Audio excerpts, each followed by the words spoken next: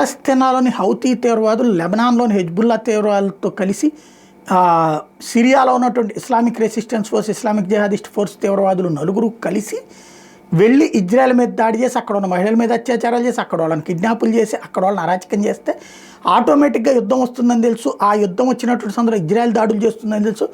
అప్పుడు ఇజ్రాయెల్ని కంట్రోల్ చేయడానికి ఇజ్రాయెల్కి సహకరించడానికి America, Europe దేశాలు వస్తాయని తెలుసు. వాళ్ళందరినీ బ్లాక్మెయిల్ చేసే పని కోసం అని చెప్పేసి ఆ గొడవలో ఇన్వాల్వ్ కాకుండా పక్కన నుంచున్నటువంటిది హౌతీ. వాళ్ళు యెమెన్లో ఉంటారు, వాళ్ళ పక్కనే సముద్రం ఉంది, వాళ్ళ ముందు నుంచినే ఓడలన్నీ వెళ్తూ ఉంటాయి. టోటల్గా ప్రపంచాన్ని గుప్పెట పట్టడం కోసమని అక్కడికి వెళ్తున్నటువంటి ఓడల మీద దాడులు చేస్తూ ముందు ఏదైతే సైనిక ఓడల మీద దాడులు చేసి ఆ తర్వాత కాలంలో శత్రు ఓడలు ఉంటుంది ఇజ్రాయెల్ మిత్రులదా అని బిగిన్ చేసి ఆ తర్వాత యూరప్ ఓడల్ని వాణిజ్య నౌకల మీద కూడా దాడులు చేసినటువంటి హౌతీ తీవ్రవాదులు అది ఇంకా కొనసాగిస్తూ బ్లాక్మెయిల్ చేస్తున్నటువంటి సందర్భంలో అమెరికా ఇప్పుడు వాళ్ళని వేటాడి దాడులు చేస్తుంది. ఏకంగా ఎయిర్ ఫోర్స్ను రంగంలోకి దించింది.